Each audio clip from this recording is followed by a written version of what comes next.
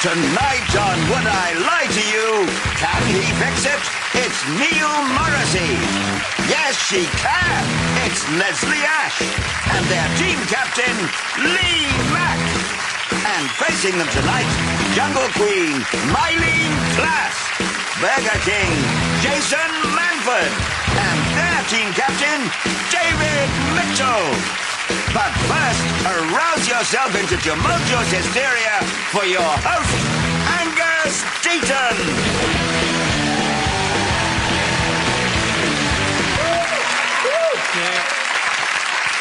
Good evening and welcome to Would I Lie to You? 30 minutes of exposing truth and peddling lies featuring some of the country's most available talent. Scientists have found that 41% of us lie in the course of an average day, and apparently 59% of us lie about whether or not we lie in the course of an average day, and that liars tend to speak in a dull, flat monotone, which means we can safely rule out anything Stephen Hawking ever says.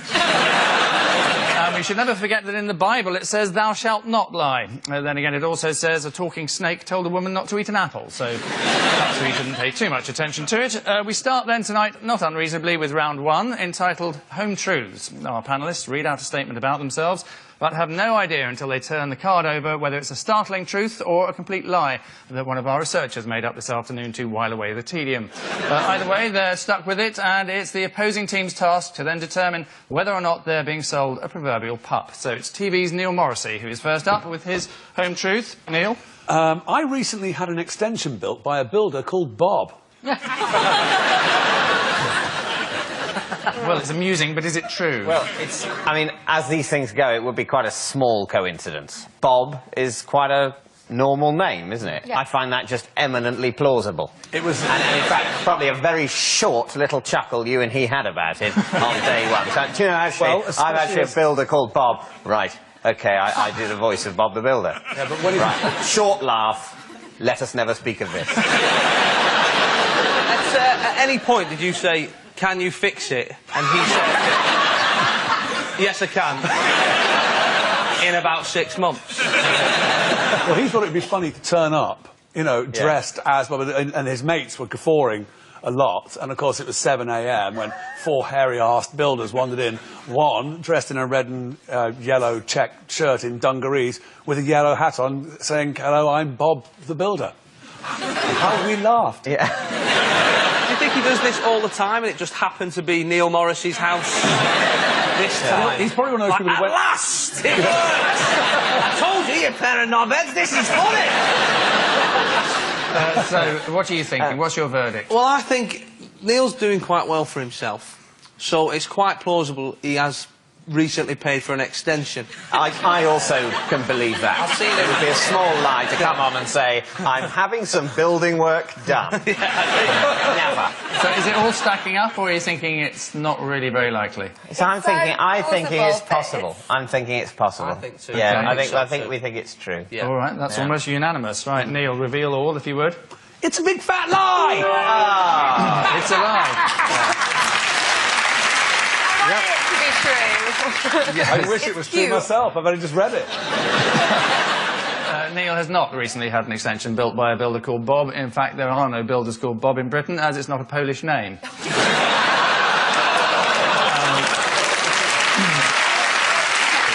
And so, to Jason, for your home truth. Okay. I have beaten Gary Barlow at Crazy Golf. We were all hoping that would end with over the head. Lee, what do you think? When was this?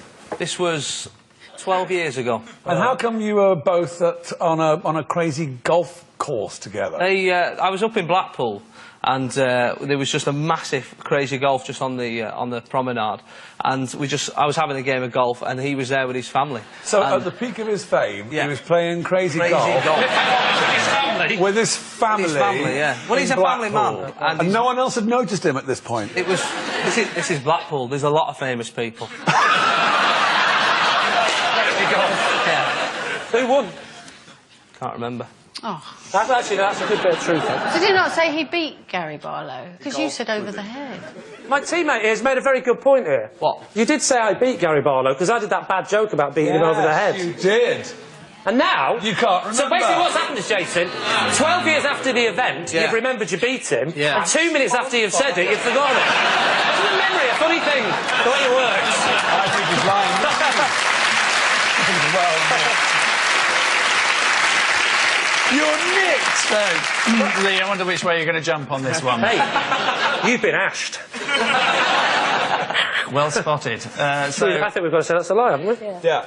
They're saying say that's it's a a lie. lie, Jason. It's actually a lie. Yeah, it is complete rubbish. Jason has not beaten Gary Barlow at miniature golf. As it happens, Gary has a handicap. He's too fat and he can't dance. Take that. I've always been keen on miniature golf, or as Mark Owen calls it, golf. So Lee is next. I was Red Rum's stable boy. How old were you? I was probably 16. Did he ride him? Pardon? Yes, I did actually ride him. Yes, did ride him. When did Not in the Grand National, obviously. Right.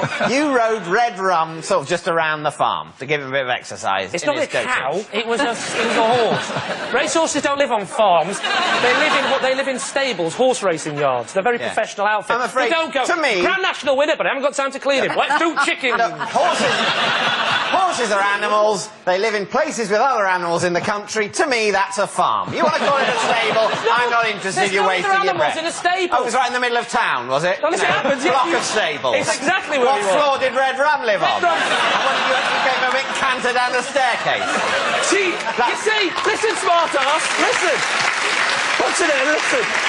Red Rum famously actually was trained on the beach, and that's where he was trained. So did you want to be a jockey then? Yeah, a jockey. Eventually, I wanted to be a jockey, but I wanted to Did you start. try? Did I try? Yeah. What, are you the YTS careers officer? I did my best. I mean, I got up at 6 and shuffled shit. How hard do you want me to try? I'm sat on the horse risking my life, yeah. I want to make a jockey. Well, you just haven't tried. You're quite tall for a Yes, I was jockey. gonna say. I am, yes, very Potential tall for a jockey, that's right. Now, you know the answer to the question, why didn't you become a jockey? Are they really careful, though, about who they let on their absolute prize horses just in case they get a bad technique? Well, as it happens, it's a good question, that, because you'd think they would be, wouldn't you? But my job was stable boy, and all the others went out and rode the horses, whereas I was left to muck out, hence the word stable boy. And I thought, I'll have a quick go on that. So I jumped on his back, rode the finish to the Grand National, did the commentary as the horse ate his hay, and the boss's son caught me as I was going, and it's hats off and a tremendous reception. What happened when the boss's son caught you? I was disciplined in a way that only a stable boy of 16 can be. You don't think it's true? I don't think it's true. You don't think it's true either? I just don't think it is. We think it's a saying lie. It's a lie. OK, let's see how correct you were. It is, in fact, the truth. God's honest truth. Yeah. It's true, Lee was Red Rum's stable boy. Red Rum was put out to stud after his career ended. He sired several moderately successful horses and Amy Winehouse. So at the end of this first ordeal, it's David's team who are experiencing one or two teething problems, trailing as they are 3-1.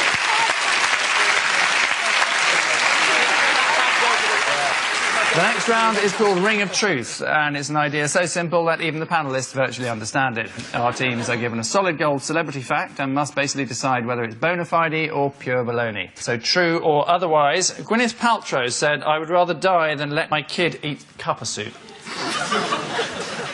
See, that is an amazingly weird thing to say, isn't it? Although not as weird, of course, as if there had been a big pause between the word eat and cup. That would have been even better, because then it would have been, I would rather die than let my kid eat cup of soup. That would be a really weird thing to say, That would be wouldn't it? strange, wouldn't it?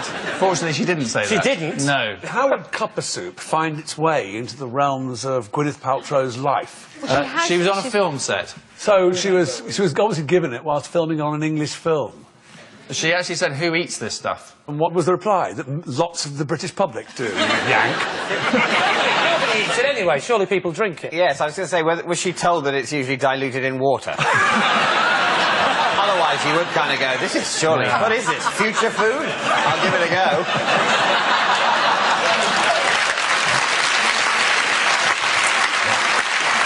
What's her husband's name again? That famous Chris bloke? Martin, yes. Yeah, he's in a band. Does he like cup of soup? Do we know anything about Of course, him? everyone knows Chris Martin likes a cup of soup. Well, are you mad? Well, he has all the flavours written on the back of his hand.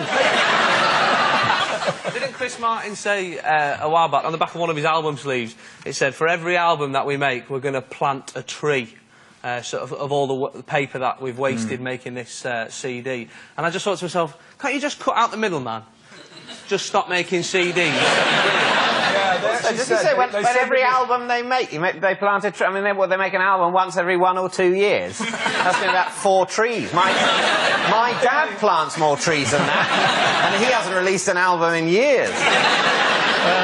So do you think Gwyneth is likely to have said this? Yeah, I probably think I so. think it's true. Yeah, I'm with you, I sort of Leslie. can hear her American. I mean, they call their daughter Apple. They're quite sort of healthy people. Well, bachelors claim that there are no additives in cup of soup. That's the company that makes it, not just unmarried men.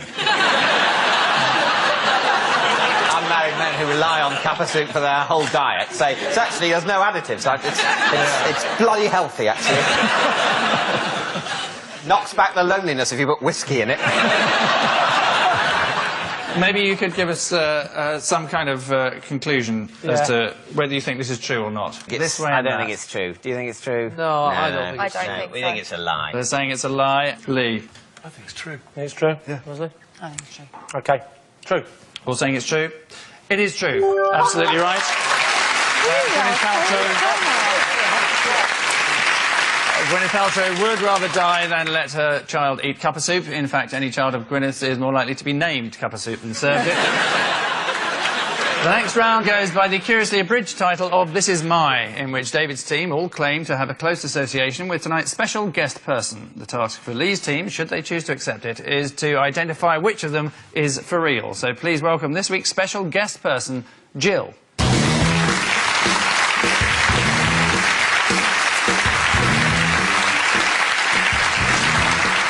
Now, David, perhaps you'd like to explain how you know Jill.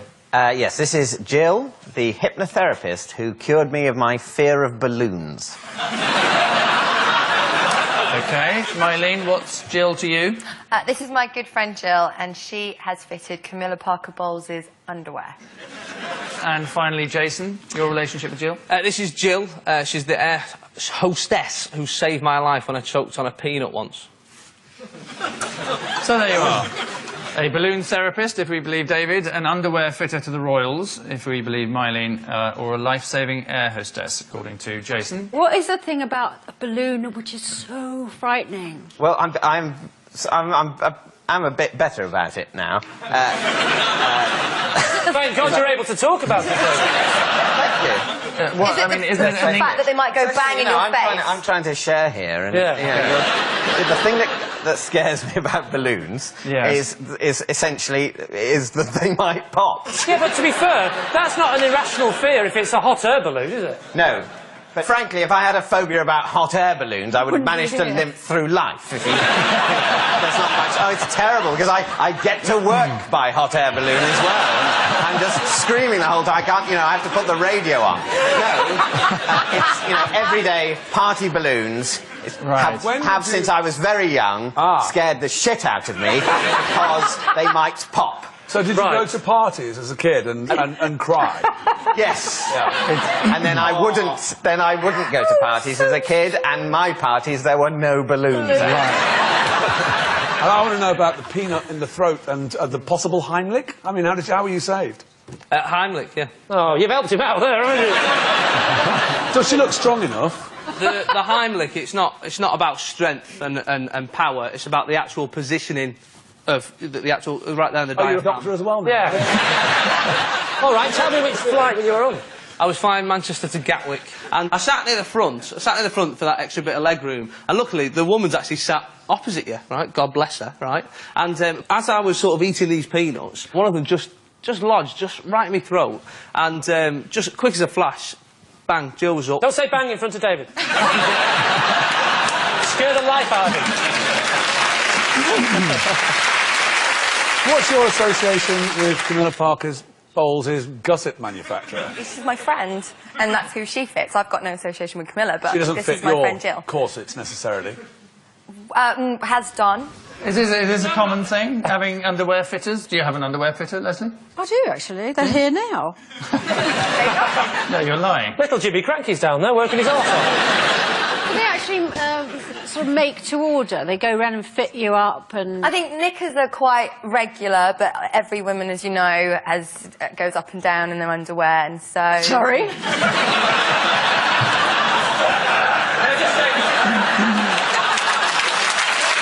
So I need to press you for an answer here, Lee.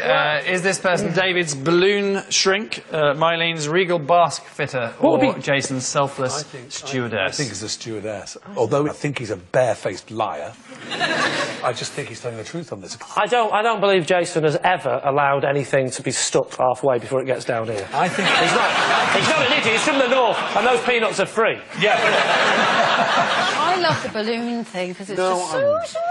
I like the sweetness of it, yes. OK, you are the team captain, Lee. You have to make a decision of some sort. All right, then. I'm going to go with Leslie, then, and say that, bizarrely, the balloon story just might be in a crazy sort of way. OK, you're opting for David's balloon shrink. Jill, perhaps you'd like to tell us who you really are? I'm Jill Kenton. I'm Mylene Class's friend, and I do fit Camilla.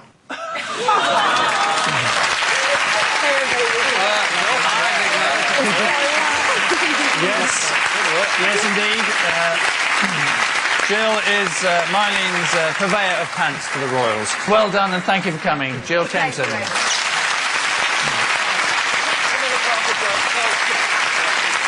Yes, Jill has fitted Camilla Parker Bowles' underwear. Now she's in the royal family, of course. Camilla has to be rather more frugal.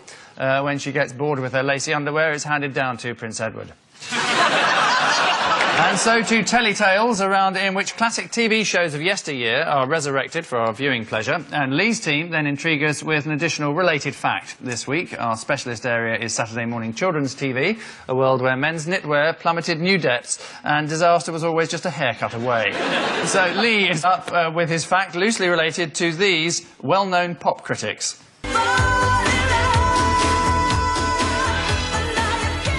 That's Pepsi and Shirley and Heartache. Mrs. Thatcher, what about you? I didn't think it sounded like Heartache at all. I thought the nearest it got to Heartache was that almost ballet bit, you know, with several people standing up in the background moving. That was the nearest to Heartache. Otherwise it was thump, thump, thump. I accept very professional, but nothing like Heartache. Yes, yes, good voices, professional production, but not quite what I would expect of Heartache. I would say 3. 3 for you. Yes. Would you dance to it? No, I wouldn't, because there was no melody. There certainly was rhythm. You could do a movement to it. You could do a movement to any rhythm. You could do a movement to a drum without having any song. But there was no melody and no Heartache. Pepsi and Shirley not quite cutting it for Mrs. Thatcher there. She was always more of a Guns N' Roses fan. Anyway, Lee, what is your related fact to that clip? Did you know that Mike Reid often does a musical turn at the Tory party conference? And last year it was a 10-minute political rap. You notice how the whole mood has dropped since we saw a clip of Margaret Thatcher? Nobody wants to live anymore. Oh yeah, I remember that bitch. Yeah. So what bit of the Tory? Is this like the main assembly bit? Yes. After the Shadow Chancellor's done his speech? Now, as usual, what you're all here for, Mike Reid's 10-minute rap. Yeah, but you've got to remember that Tories are a bit stuffy and boring, aren't they? Yeah, I mean, they're stuffy and boring, but they're not, you know, complete morons. I think it's true, because the Tory party are so out of sync with reality that that's the sort of thing that they might go, Mike Reid's very popular, isn't he? What about Mike Reid? It all makes sense. Yeah. I don't think they can be that out of sync with reality and still know where Parliament is. No, I don't think it's true. I just don't think it's true. Well, I'm prepared to go with that. You're the We captain. think it's a lie. You're saying it's a lie, OK. Let's find out if you're right, Lee. It actually is true.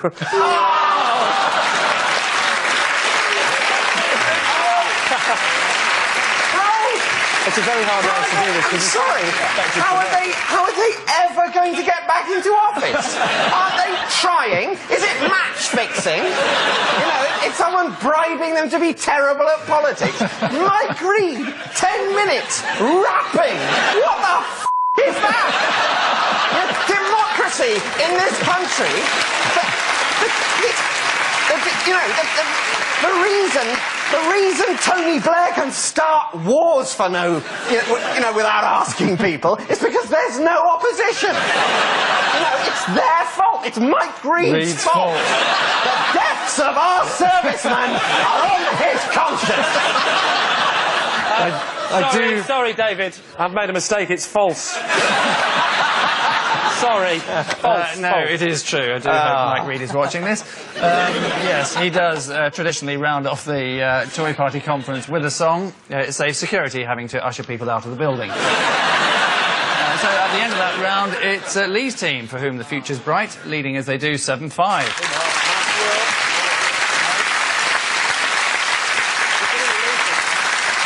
And so, joyously, we come to the final round, some quick-fire truths and/or lies for our panellists. And remember, they still have no idea what's written on the other side of the card, sensational truth or utter tosh. Starting now, Leslie. I have been banned from Streatham Ice Rink. Well, yeah, what did you do? I was skating with my friend, and you had to go upstairs to really see the nice blokes. And I didn't know, unbeknown to me, but you weren't allowed upstairs. And so we got asked to leave downstairs, and I just got a bit gobby. So, what's the upstairs of an ice rink? Is that... The upstairs is where the viewing gallery. And so why did they throw you out? Or why someone had moved the sign saying, "Don't go up there." And me and Geraldine Hellard just thought, we'll go up there anyway. Good use of specific name of a possible person who exists. How old will you be? About 14. Okay. Is this stacking up? I just think the sign had been moved. You went in there anyway. It's an honest mistake. Yeah. Why would they ban you from the ice rink? No. The ice warden came up and said, "You're not allowed up here." That's a great job title, isn't it? I am the ice warden. Yes. I do not own the ice. I guard the ice for future generations. I am one with walrus and seal. So she came up to you. He came up to you. And he came up to, and he said, "I'm going to have to take you downstairs." So he took me downstairs, and unbeknown to me, he was actually taking me outside the door. Were you still in your skates at this stage? But I was. I'm just a little bit worried that he's not thought it through, and you're going to... But Ice Warden Man can breathe on the floor.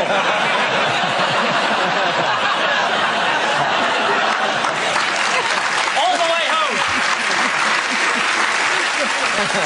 Me and Geraldine Hellard tossed out into the street in our sheepskin coats, and I just turned around and went, "F*** off!" So that might have been when you were back.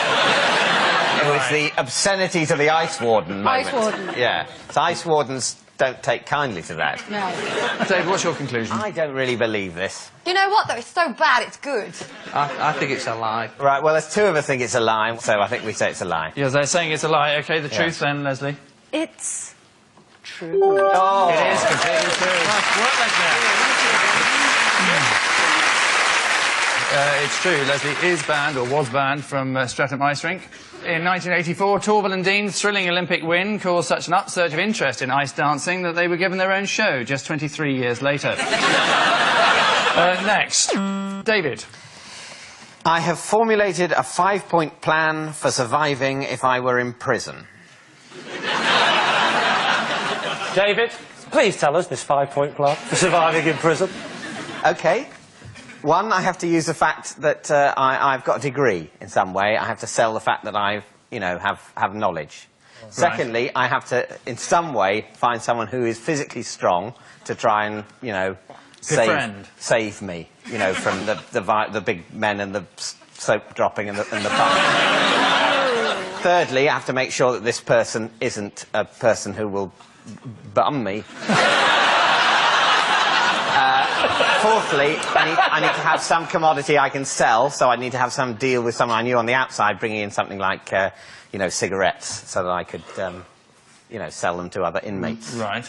And number 5? Number 5 would be to get a PhD while I was in there. What is the likelihood of you actually going to prison? Well, cut a long story short, I did a terrible, terrible thing, but I got away with it.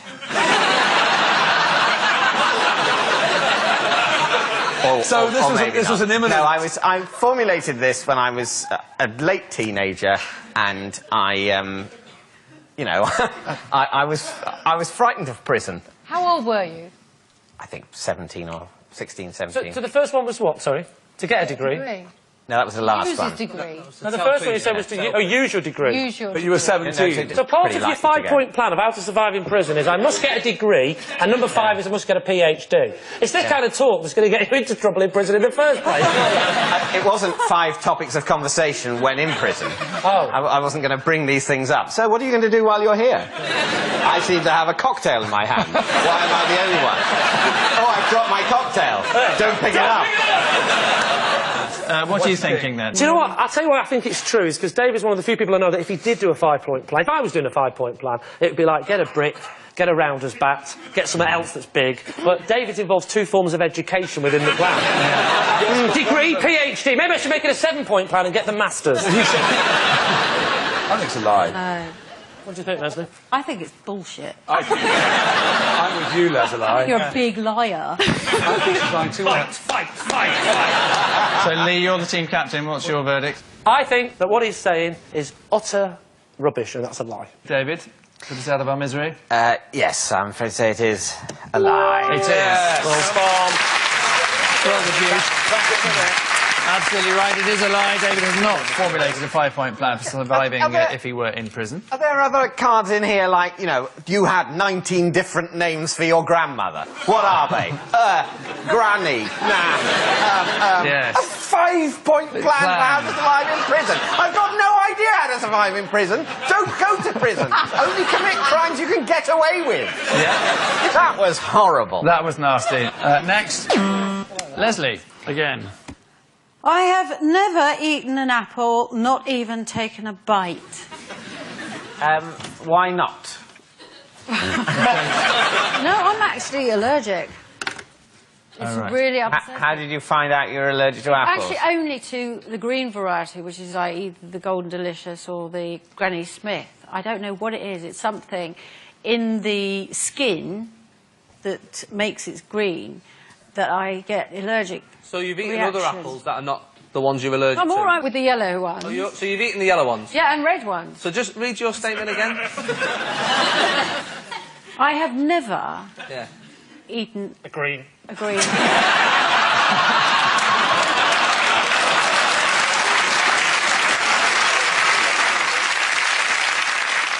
No, you see, they've made a mistake here.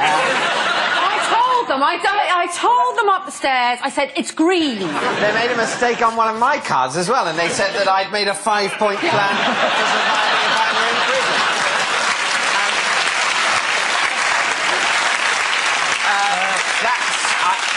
Could I possibly push you for a verdict? I think that's a lie. You're saying it's a lie, Leslie? Tell us. Oh, it's... Surprise, surprise. A lie. It is a lie.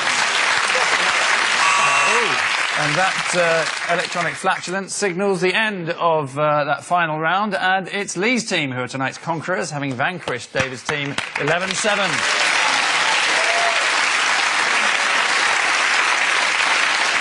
So, clap on the back to the winners, a clip round the ear to the losers, and finally just remember that you can always tell if a politician is lying because their lips move, which is coincidentally also how you tell if Jade Goody is reading. Good night.